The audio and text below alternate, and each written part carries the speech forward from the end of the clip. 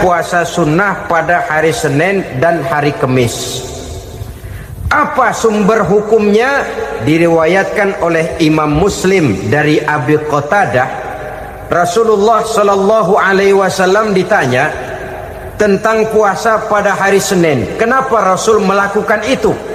Beliau menjawab, zalika yaumu wulidtu fihi wa yaumu bu'istu au unzila alayya fihi. Hari Senin itu adalah hari di mana aku dilahirkan dan hari di mana aku dibangkitkan. Wahyu pertama turun kepadaku pun pada hari itu. Maka sunnah melaksanakan puasa pada hari itu. Adapun hari Kamis, ada hadis yang diriwayatkan oleh Imam Turmuzi dari Abi Hurairah, Nabi bersabda, tu'radul a'malu yaumul isnaini wal khamisi fa uhibbu ay yu'radu amali wa ana sha'im. Disetor amal setiap manusia pada hari Senin dan pada hari Kamis. Maka aku ingin, kata Nabi, agar pada saat amalku disetor itu aku sedang puasa. Jadi malaikat itu menurut riwayat ini mencatat dan menyetorkan catatan amalan seseorang pada hari Senin, hari Kamis. Tiap hari Senin amalan kita disetor oleh malaikat. Catatan terakhir tentu yang sedang kita kerjakan, sehingga yang masuk daftar, saya tinggalkan orang ini, dia sedang puasa, karena naik catatan amalnya pada hari Senin. Kamis diangkat lagi, catatan paling akhir, saya tinggalkan orang ini, dia sedang puasa. Itu makna fa uhibbu ayyurada amali wa ana shaim. Aku senang kalau pada saat amalku disetor, catatan paling akhir aku lagi puasa. Satu keistimewaan. Alangkah celaka tiap amalan disetor kita sedang berbuat jahat. Senin, Kamis, teler, mabok, judi. Tiap amalan disetor, catatan akhirnya saya tinggalkan si fulan lagi teler. Laporan Senin. Kamis laporan lagi, saya tinggalkan si fulan lagi mirit kartu. Saudara hadirin yang saya muliakan, alangkah jeleknya catatan kita. Oleh karena itu sunnah puasa pada hari Senin dan hari Kamis. Ini amalan sunnah, saudara-saudara. Dan oleh karena ini amalan sunnah, sebagian ulama memberikan penjelasan, walaupun lupa niat, kalau sudah malam itu lupa niat, boleh niatnya sudah siang puasa sunnah ini, dengan catatan dari pagi belum makan apa-apa. Malam saudara lupa, tahu-tahu ingat ini hari Senin, ini hari Senin, dah jam 10, niatlah jam 10 itu, sah puasanya asal dari pagi belum makan apa-apa.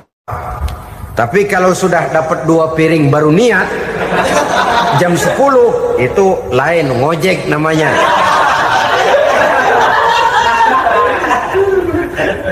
Allah Subhanahu wa ta'ala akan memuliakannya dengan 10 macam perkara. Saudara, ini keuntungannya.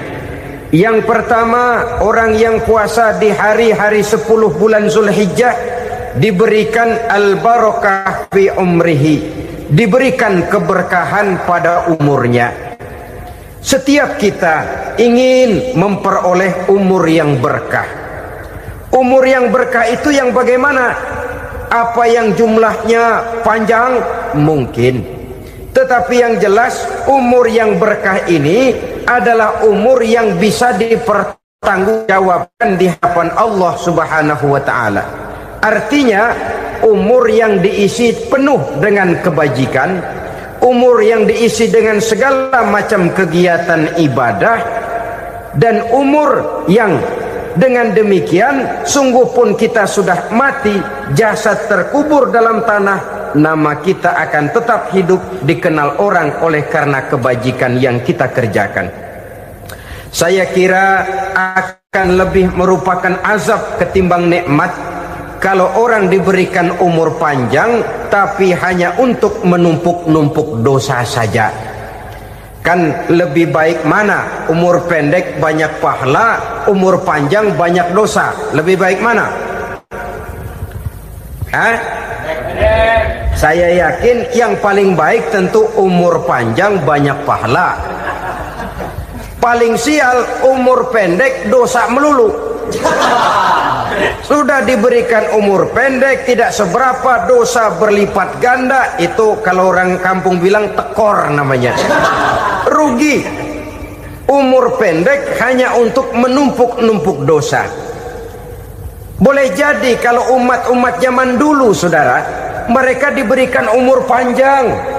Nabi Adam, kita tahu Nabi Adam itu 2000 tahun umurnya. Nabi Nuh 950 tahun. Umatnya ya rata-rata segitu itu. Nah, kalau mereka misalnya punya umur 800 tahun, lalu 200 tahun mereka melakukan dosa, kan masih punya restan 600 tahun untuk taubat. Karena umurnya diberikan jatah panjang. Kita ini oleh Allah Subhanahu wa ta'ala, umat Nabi Muhammad ini umurnya pendek-pendek. Kalau nyontoh Nabi 63 tahun saja. Kalau diberikan 70 tahun umur kita sekarang, itu sudah dapat jatah lebih 7 tahun.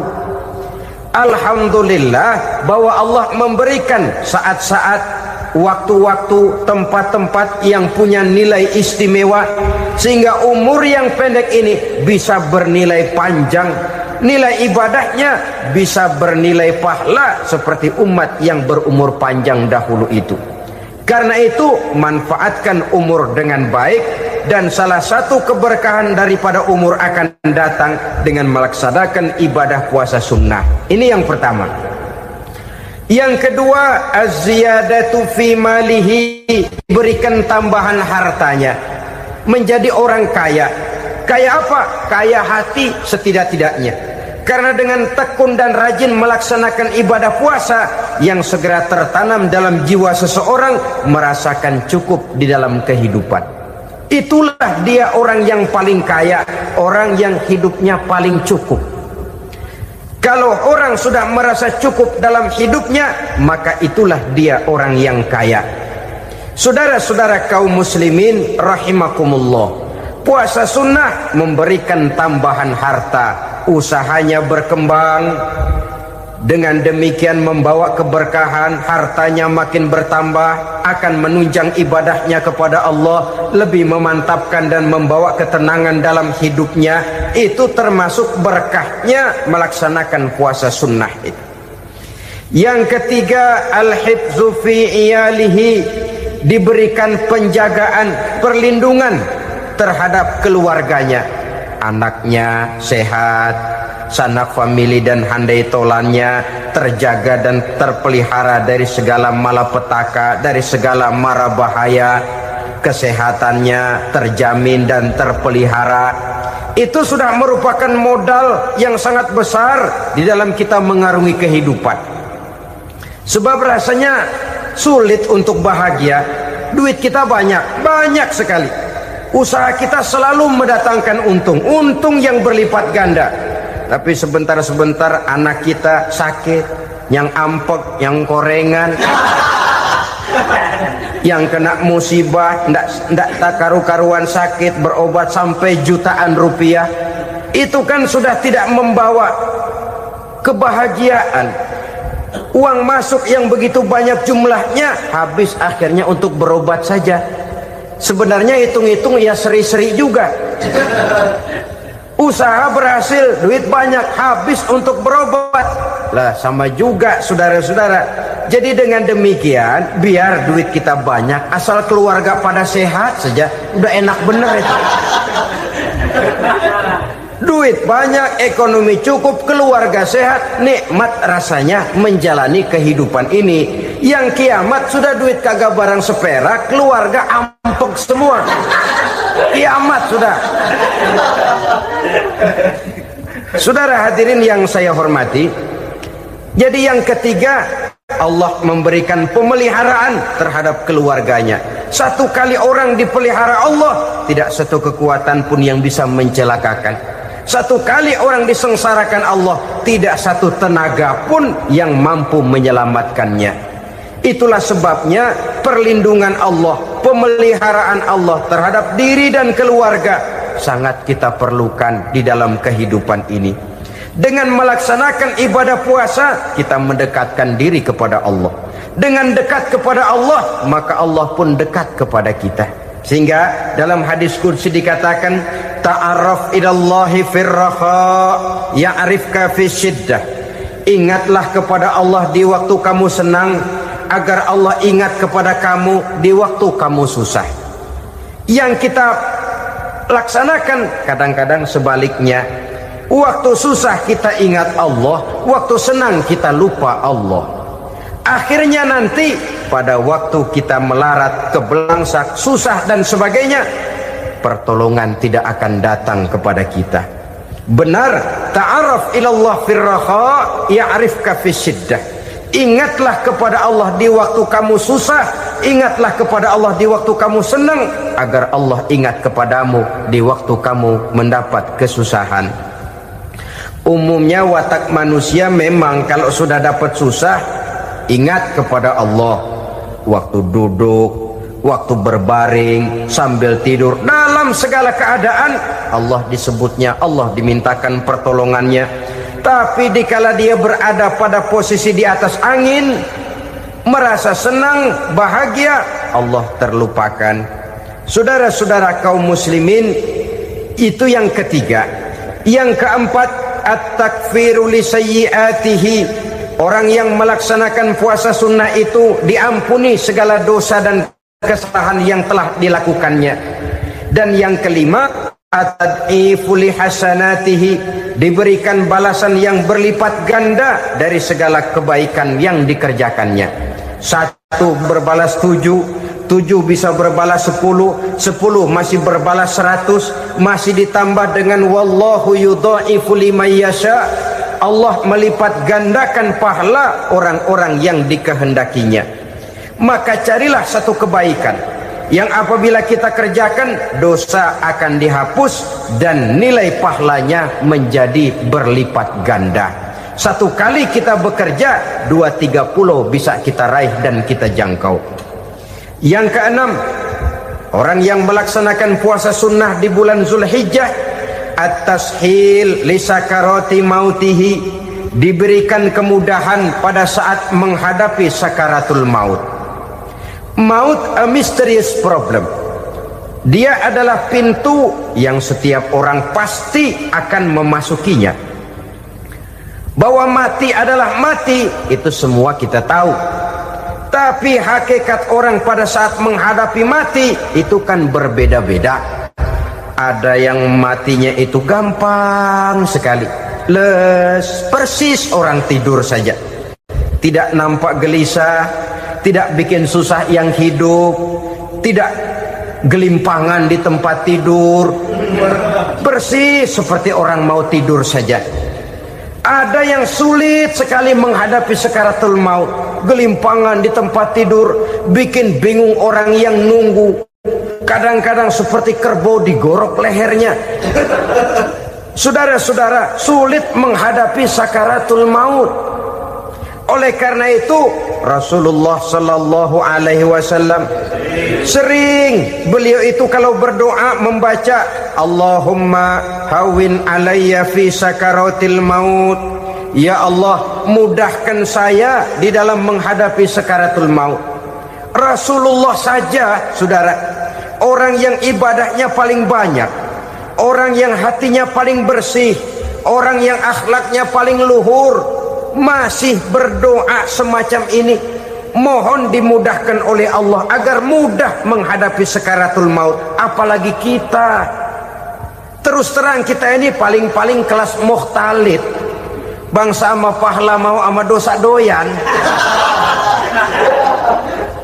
Lebih perlu lagi menghadapi sakaratul maut, sehingga apabila malaikat maut datang menjemput nyawa kita, dimudahkan, jangan dibikin sulit, supaya mudah. Jadilah orang baik-baik. Biasanya kalau banyak yang mati, malaikat maut juga kali main-mainin dulu tuh orang. Kutak-katik, ditakut-takutin dan segala macam.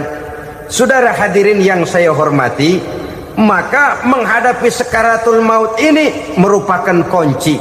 Apakah seseorang bisa husnul khatimah atau bisa su'ul khatimah?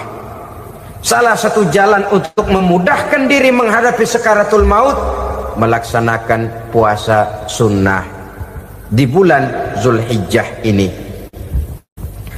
Yang ketujuh, ad-diya'u li zulumati qabrihi, diberikan terang di alam kuburnya. Kubur, saudara tahu, saudara tentu sering lihat orang dimasukkan ke liang lahat, ditutup dengan papan, dinding ari kata kita di kampung, lalu diuruk lagi dengan tanah. Dalamnya liang lahat, gelapnya liang lahat, gelapnya diuruk dengan tanah, gelapnya di dalam kubur, tiga gelap yang menjadi satu. Bapak moyangnya gelap.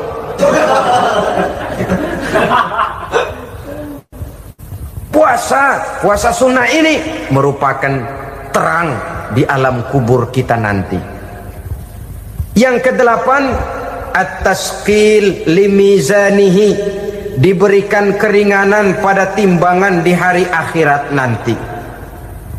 Bahwa setelah dibangkitkan dari kubur, setiap kita akan menghadapi perhitungan, akan ditimbang segala macam kebaikan dan segala macam kejahatan yang pernah kita lakukan di dalam kehidupan. Orang yang melaksanakan ibadah puasa sunnah, at-tasqilu limizanihi, diberikan keringanan timbangan hari akhiratnya nanti. Yang kesembilan, an-najah minal bala, diberikan keselamatan dari segala macam bencana. Dan yang ke-10, as-su'ud ala darajatihi, diberikan ketinggian, naik derajatnya, derajat di dunia, lebih-lebih lagi derajat di akhirat nanti. Ini keutamaan yang diberikan Allah Subhanahu wa ta'ala kepada mereka yang melaksanakan ibadah puasa 10 hari di bulan Zulhijjah menurut penjelasan sebagian dari para ulama kita. Jadi setelah puasa Muharram ada lagi puasa Zulhijjah. Kemudian puasa sunnah yang ketiga, puasa sunnah pada hari Senin dan hari Kamis. Apa sumber hukumnya? Diriwayatkan oleh Imam Muslim dari Abi Qatadah, Rasulullah sallallahu alaihi wasallam ditanya tentang puasa pada hari Senin. Kenapa Rasul melakukan itu? Beliau menjawab, zalika yaumu wulidtu fihi wa yaumu bu'istu au unzila alayya fihi. Hari Senin itu adalah hari di mana aku dilahirkan dan hari di mana aku dibangkitkan. Wahyu pertama turun kepadaku pun pada hari itu. Maka sunnah melaksanakan puasa pada hari itu. Adapun hari Kamis, ada hadis yang diriwayatkan oleh Imam Turmuzi dari Abi Hurairah, Nabi bersabda, tu'radul a'malu yaumul isnaini wal khamisi fa uhibbu ay yu'radu amali wa ana sha'im. Disetor amal setiap manusia pada hari Senin dan pada hari Kamis. Maka aku ingin, kata Nabi, agar pada saat amalku disetor itu aku sedang puasa. Jadi malaikat itu menurut riwayat ini mencatat dan menyetorkan catatan amalan seseorang pada hari Senin, hari Kamis. Tiap hari Senin amalan kita disetor oleh malaikat. Catatan terakhir tentu yang sedang kita kerjakan, sehingga yang masuk daftar, saya tinggalkan orang ini, dia sedang puasa, karena naik catatan amalnya pada hari Senin. Kamis diangkat lagi, catatan paling akhir, saya tinggalkan orang ini, dia sedang puasa. Itu makna fa uhibbu ayyurada amali wa ana shaim. Aku senang kalau pada saat amalku disetor, catatan paling akhir aku lagi puasa. Satu keistimewaan. Alangkah celaka tiap amalan disetor kita sedang berbuat jahat. Senin, Kemis, teler, mabok, judi. Tiap amalan disetor, catatan akhirnya saya tinggalkan si fulan lagi teler. Laporan Senin. Kemis laporan lagi, saya tinggalkan si fulan lagi mirip kartu. Saudara hadirin yang saya muliakan, alangkah jeleknya catatan kita. Oleh karena itu sunnah puasa pada hari Senin dan hari Kamis. Ini amalan sunnah saudara-saudara. Dan oleh karena ini amalan sunnah, sebagian ulama memberikan penjelasan, walaupun lupa niat, kalau sudah malam itu lupa niat, boleh niatnya sudah siang puasa sunnah ini, dengan catatan dari pagi belum makan apa-apa.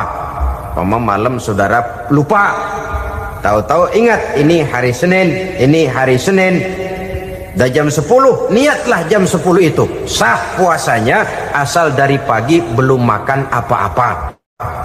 Tapi kalau sudah dapat 2 piring baru niat jam 10, itu lain, ngojek namanya.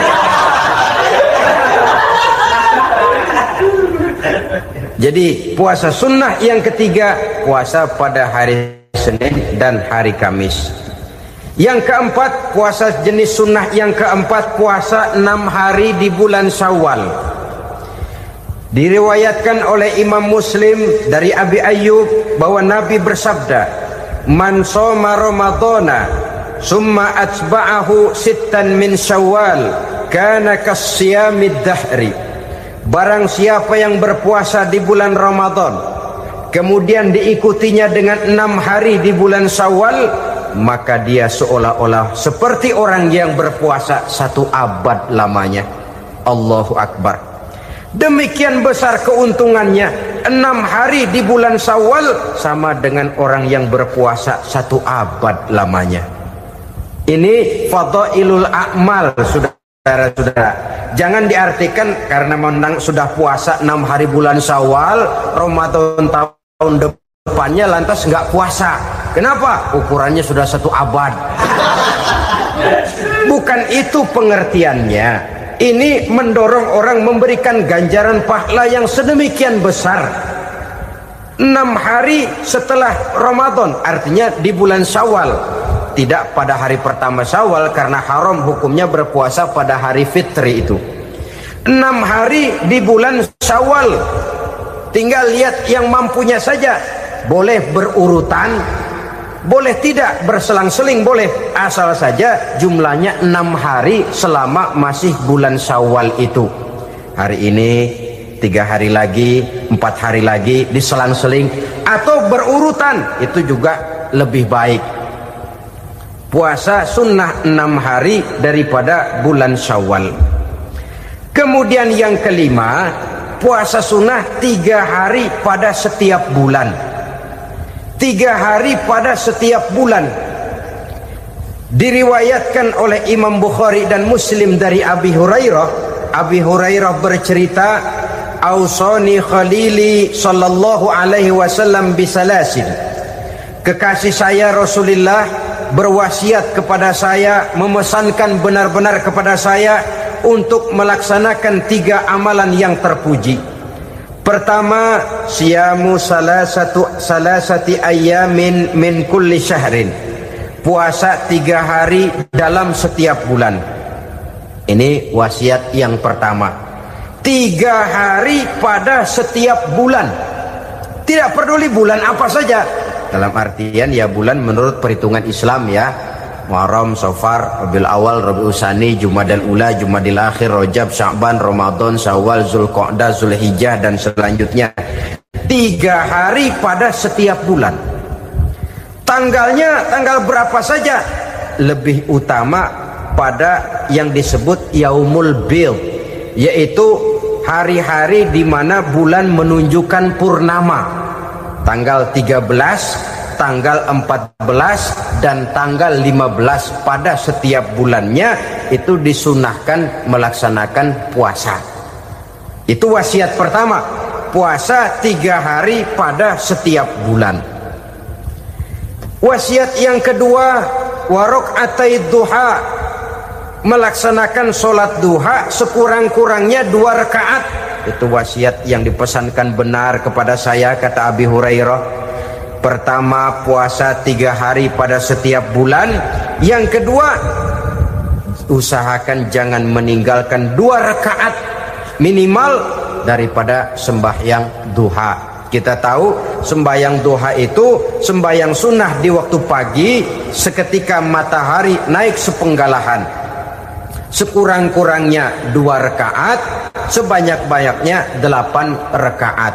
Di antara fadilah atau keutamaan daripada sholat duha ini yaitu menyangkut masalah rezeki dan usaha. Kemudian wasiat yang ketiga, wa an utira qabla an anama. Beliau sangat berwasiat kepada saya untuk sholat witir sebelum tidur. Artinya sholat malam sebagai amalan sunnah di dalam kehidupan kita. Jadi saudara-saudara, dalam hidup ini kita akan selalu berbentur dengan keperluan. Kalau pada satu saat kita sudah sampai kepada tahap berpikir ini keperluan saya, tentu hal-hal semacam ini akan kita kerjakan. Kita belum tergerak melaksanakan ini semua oleh karena barangkali kita merasa belum memerlukannya. Karena itu marilah kita berusaha di samping melaksanakan puasa yang wajib juga melaksanakan puasa yang sunnah di dalam kehidupan kita. Ini jenis puasa-puasa yang sunnah. Kemudian yang kedua, ada macam puasa yang disebut puasa nazar. Hukum pelaksanaannya wajib apabila nazarnya sudah terwujud. Puasa nazar, puasa yang dikaitkan dengan suatu persoalan. Umpamanya, kalau saya lulus ujian, saya akan puasa 1 minggu lamanya. Begitu ujiannya ternyata lulus, dia wajib bayar nazarnya. Puasa 7 hari, tidak lagi sunnah tapi wajib karena dia nazarkan. Asal saja tidak sah nazar kepada yang makruh apalagi kepada yang haram. Umpamanya nazar kalau tembus 6 nomor mau puasa 3 hari. Itu nazar semacam itu bukan saja tidak sah tapi haram hukumnya. Tidak boleh nazar kepada yang makruh apalagi kepada yang haram. Jadi apabila maksud yang sudah kita niatkan tercapai, wajiblah nazar itu dibayar, yaitu kalau nazarnya sunnah melaksanakan ibadah puasa.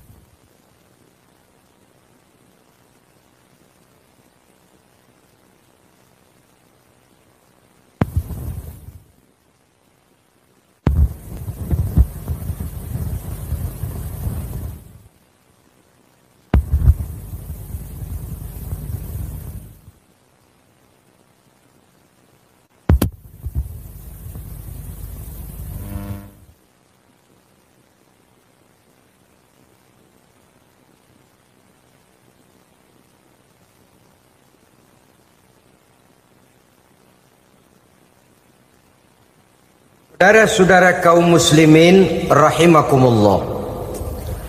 Jenis puasa yang ketiga kita kenal dengan puasa wajib. Dan ini kita laksanakan pada bulan suci Ramadan. Tentang teknis pelaksanaan ibadah puasa di bulan Ramadan sudah pernah saya bicarakan pada pertemuan tentang Ramadan dan Idul Fitri. Pada kesempatan ini saya hanya ingin mengajak bahwa di dalam melaksanakan ibadah puasa Ramadan ini, marilah kita mengadakan evaluasi. Kenapa demikian?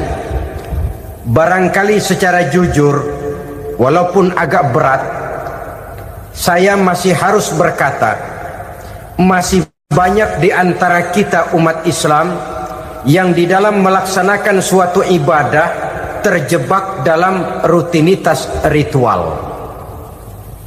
Apa itu rutinitas ritual? Itu bahasa susah. Berhubung saya tidak ingin bicara yang susah-susah, kita bicara yang mudah-mudah saja.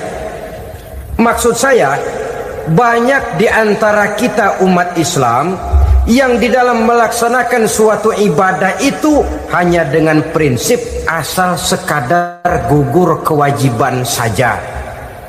Akibatnya, sampai sejauh mana ibadah itu berhasil membentuk kepribadian diri kita, kita jarang mengadakan evaluasi dan penilaian. Sholat yang penting gugur kewajiban. Puasa yang penting sudah gugur kewajiban.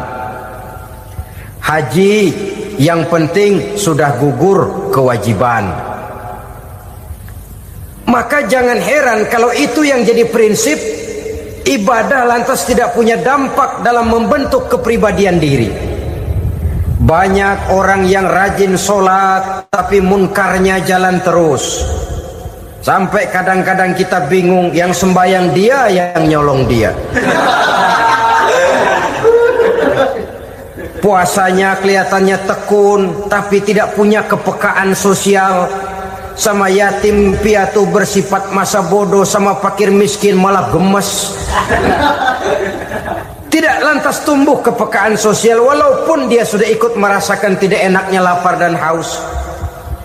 Ada juga yang sudah haji 4-5 kali mondar-mandir Jakarta Mekah, tapi gaya hidupnya tetap seperti katak di kolong tempurung, picik, sempit pandangan, dangkal hati, tidak terbuka walaupun sudah melihat Islam dalam skala internasional. Yang dia lihat, yang dia saksikan, yang dia pandang tidak sanggup menggugah dan mengubah jiwanya, tidak bisa mewarnai pandangan hidupnya. Inilah akibatnya kalau ibadah hanya dikerjakan dengan prinsip asal sekadar gugur kewajiban. Hasilnya yaitu tadi, hajinya cuma menang topi putih sama serban. Sholatnya cuma prinsip asal gugur kewajiban. Begitu juga puasanya, begitu juga zakatnya dan ibadah-ibadah lainnya. Bukan tanpa satu maksud. Jikalau Allah Subhanahu wa taala memerintahkan kita melaksanakan ibadah puasa di bulan suci Ramadan, bahkan maksud itu sangat pada penghujung ayat yang memerintahkan kita puasa. Ya ayyuhalladzina amanu kutiba alaikumus syiyam kama kutiba alal ladzina min qablikum la'allakum tattaqun. Orang yang beriman diwajibkan atas kamu berpuasa, telah diwajibkan juga kepada orang-orang yang sebelum kamu, la'allakum tattaqun, agar kamu dengan puasa itu menjadi manusia yang bertakwa kepada Allah Subhanahu wa taala. Dengan kata lain, berhasil atau tidak puasa Ramadan kita ini akan nampak takwa kita meningkat atau tidak setelah kita melaksanakan ibadah puasa.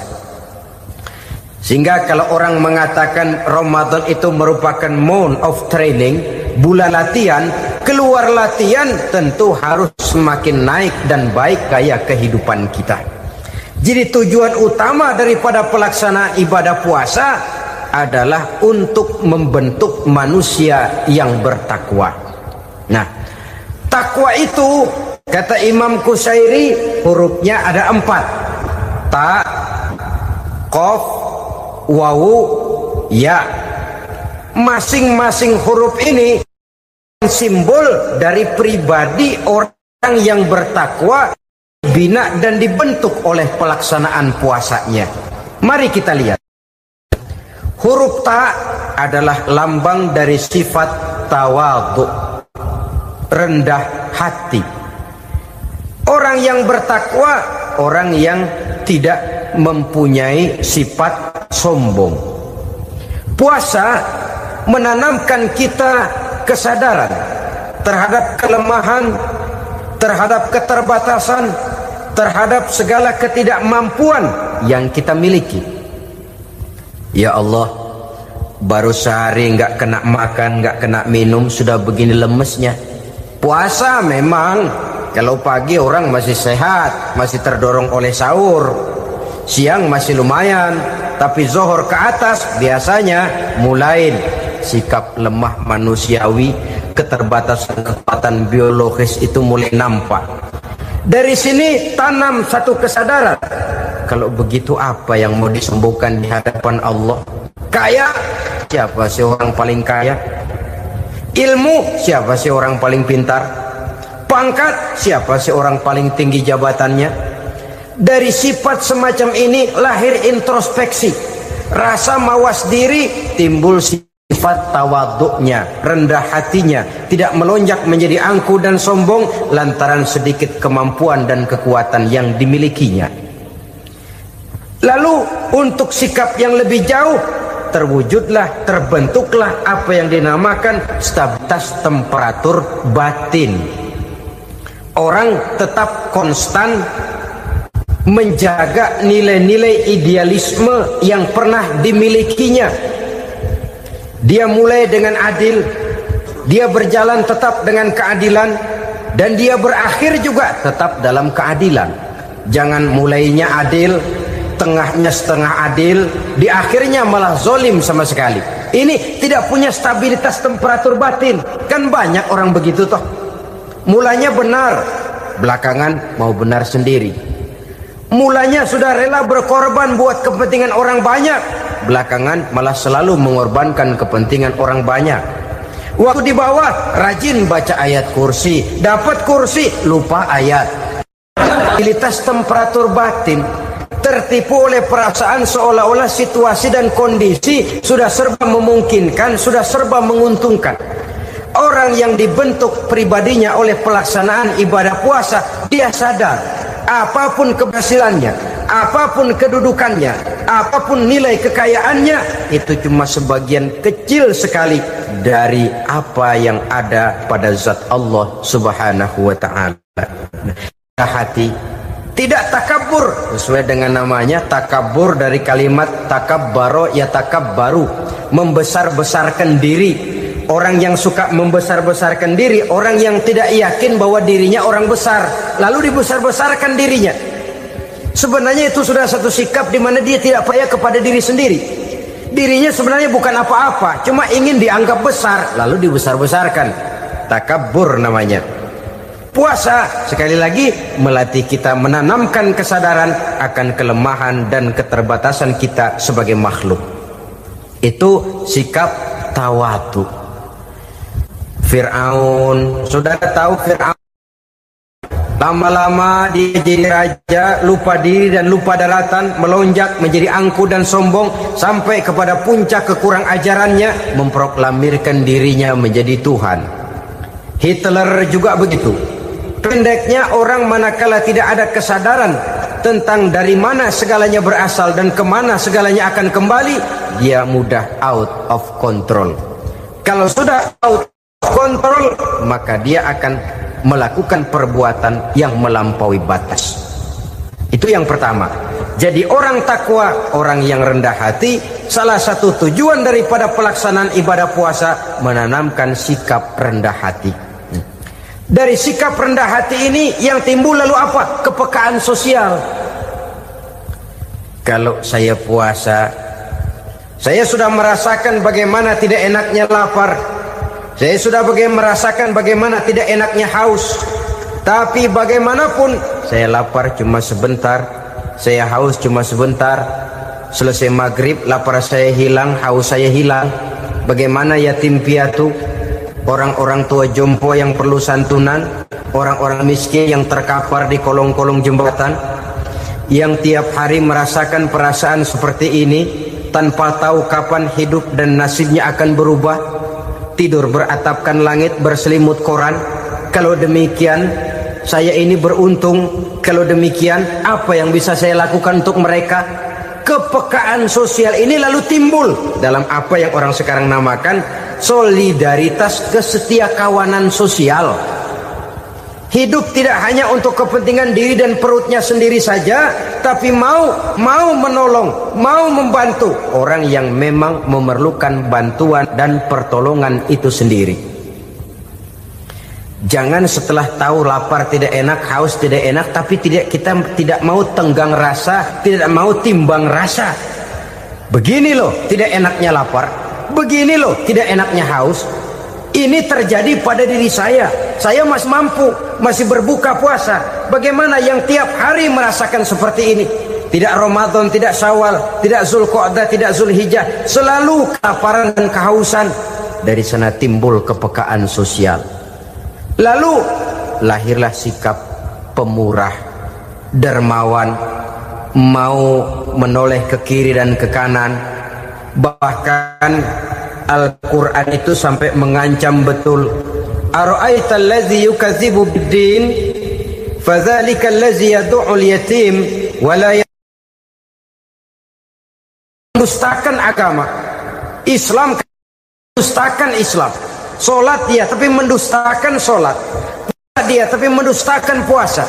Siapa mereka itu? Fadzalika allazi yad'ul yatim. Merekalah orang-orang yang meninggalkan anak-anak yatim. Wa la yahuddu ala ta'amil miskin, dan tidak pernah memberi pertolongan, tidak memerintahkan memberi makan kepada fakir miskin, walaupun dia berada pada posisi dan kondisi yang memang dia mampu. Nah, kalau dia tidak mampu itu lain soal. Dia mampu, dia tahu, dan dia diam saja. Itu termasuk yukadzibu biddin, orang-orang yang mendustakan agama. Berlindung kita kepada Allah, jangan sampai termasuk ke dalam kelompok itu. Yang kedua saudara, huruf takwa itu qaf. Qaf adalah lambang dari sifat qanaah. Qanaah artinya merasa cukup. Puasa melatih kita untuk bersikap cukup dalam hidup. Kalau kita perturutkan menjelang saat berbuka, menunggu waktu berbuka, istilah orang di Jawa Barat ngabuburit katanya, kita menunggu saat berbuka, segalanya saja ingin kita beli, segalanya saja ingin kita minum, semuanya saja ingin kita makan, sebab nafsu sudah begitu berupa. Perut sudah sedemikian lapar, kerongkong sudah sedemikian haus, rasanya semuanya saja ingin kita telan. Tapi tahukah kita bahwa setelah maghrib berbunyi, berapa banyak yang kita makan, berapa banyak yang kita minum? Sesuaikah dengan keinginan kita tadi siang? Tadi siang semuanya ingin kita makan, tadi siang semuanya ingin kita minum. Setelah berbuka, berapa banyak yang kita makan, berapa banyak yang kita minum? Itulah kehidupan. Segalanya ingin kita kuasai, segalanya ingin kita punyai, tapi berapa sih yang benar-benar kita perlukan? Maka orang kaya adalah orang yang hidupnya cukup. Orang miskin hakikat yang selalu merasa kurang. Bagaimanapun besar rumah, banyak uang kita, berpuluh kendaraan kita, kalau hidup selalu merasa kurang, itu artinya kita masih miskin. Maka jikalau ingin menjadi orang kaya, kuncinya hakikatnya cuma satu, hati kita merasa cukup dengan yang diberikan Allah, bersyukur atas segala nikmatnya, dan dengan syukur itu, nikmat itu akan ditambah oleh Allah Subhanahu wa ta'ala. Puasa menimbulkan sifat qanaah, dan qanaah adalah watak daripada orang-orang yang bertakwa kepada Allah Subhanahu wa ta'ala. Persis seperti orang minum air laut, makin diminum makin haus, makin diminum makin kering tenggorokan. Begitulah orang berhadapan dengan materi. Tadinya dia akan senang kalau dia merasa punya tanah ratusan hektar. Sudah ratusan hektar tidak cukup, ngelamun lagi, alangkah nikmatnya kalau bisa beli gunung. Gunung dibeli, sudah punya gunung, lihat laut, aduh kalau laut juga bisa dibeli, beli lagi laut. Sudah punya laut, lihat ke atas langit, ada yang jual apa enggak ya?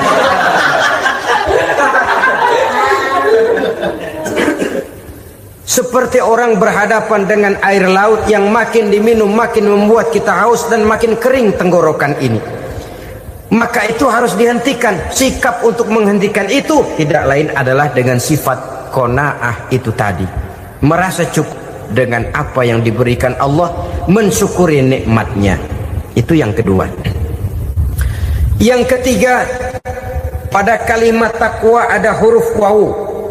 Wawu adalah simbol dari sifat wara dengan ain. Wara, orang yang terpelihara dirinya baik dari yang subuhat, lebih-lebih dari yang haram. Subuhat, saudara tahu, barang yang remeng-remeng. Tapi sungguh pun remeng-remeng, kira-kira prosentasenya 70-30. 70% haram, 30% kemungkinan halalnya. Maka yang subuhat lebih baik dijauhi daripada diambil. Orang yang punya kepribadian wara, dirinya terpelihara, jangankan dari yang haram, dari yang subuhat saja dia sanggup menjaga dan memelihara dirinya. Oleh karena itu saya heran kalau orang di bulan Ramadan dia sanggup menjaga diri di waktu siang dari jenis makanan yang halal, dari jenis minuman yang haram. Ada tahu nganggur di meja siang, enggak dia makan. Ada air teh nganggur di meja siang, enggak dia makan. Padahal itu jenis makanan dan minuman yang halal.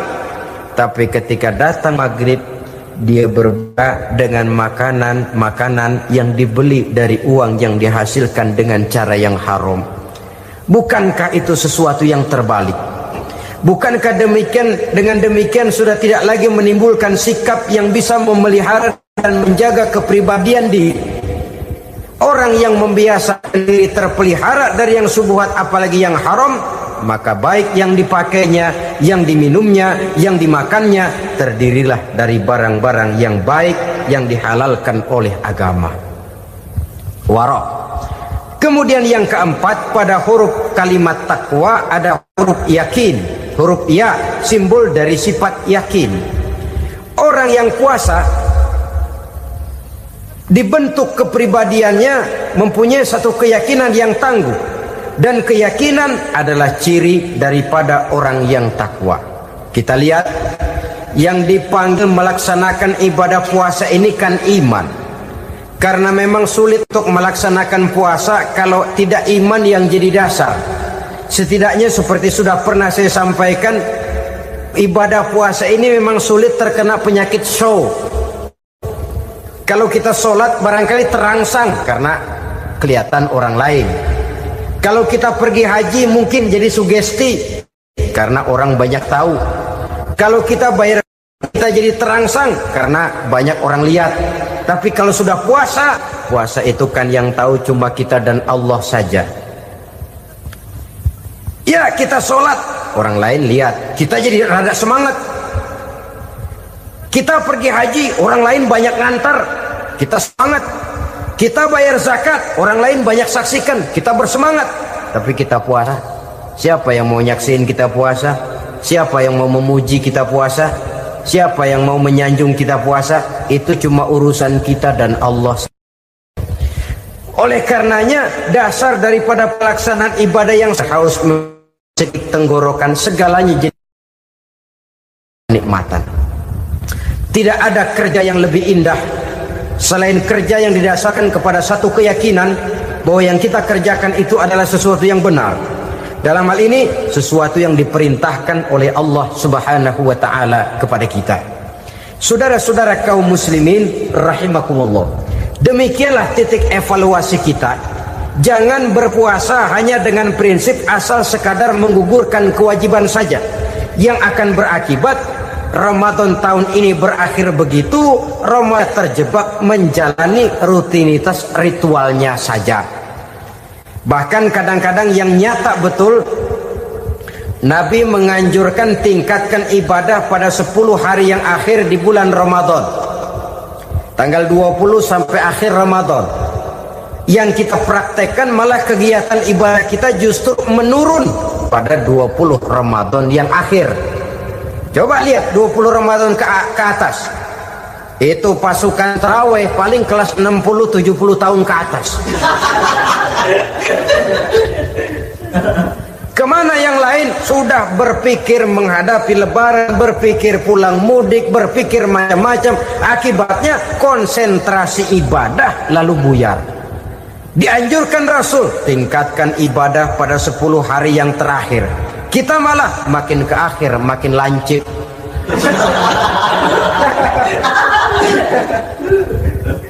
Saudara-saudara kaum muslimin rahimakumullah, kita terjebak oleh sesuatu yang sementara, oleh sesuatu yang bersifat kulit, lalu meninggalkan isinya. Padahal jikalau kita tidak mengisi Ramadan dengan kegiatan ibadah, berarti kita tidak keluar dari Ramadan dengan jiwa yang baru, yang sudah ditempa oleh pengalaman ibadah di bulan Ramadan. Artinya kita tidak kembali kepada fitrah, kesucian seperti saat kita dilahirkan. Lalu kalau kita tidak kembali kepada fitrah, apa yang mau kita rayakan pada Idul Fitri itu? Di mana letak kegembiraan kita? Di mana letak kebahagiaan hati? Kembalikah kita kepada fitrah? Tidak. Benarkah puasa yang kita kerjakan? Kelihatannya juga tidak. Adakah dampak dari pelaksanaan ibadah dalam pribadi kita? Tidak. Kadang-kadang Ramadan selesai malah teriak merdeka.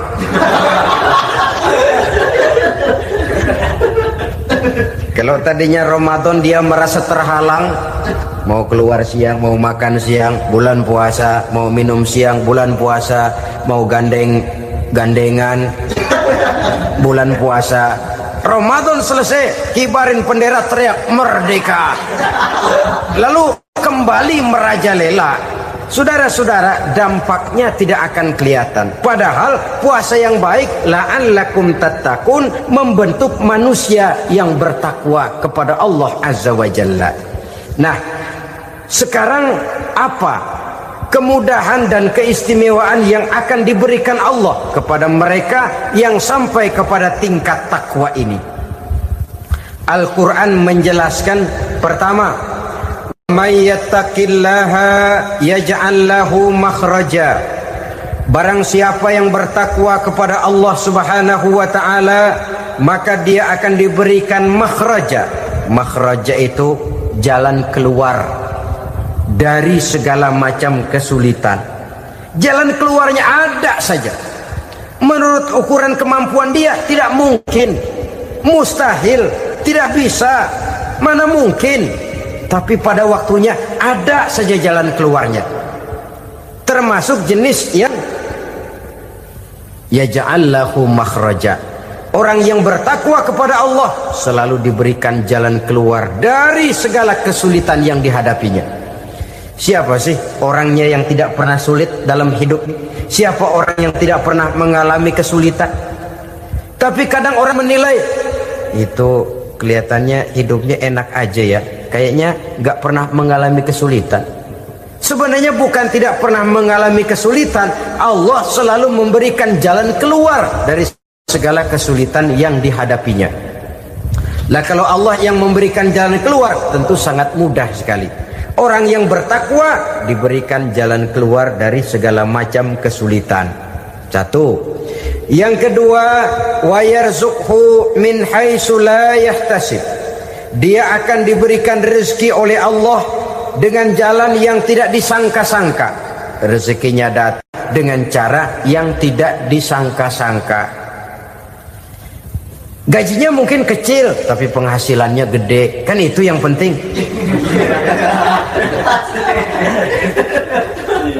Gaji dan penghasilan kan lain tuh. Boleh jadi gaji kecil, asal penghasilan gede, kan nikmat hidup itu. Nah, penghasilan ini ada yang bisa kita perkirakan.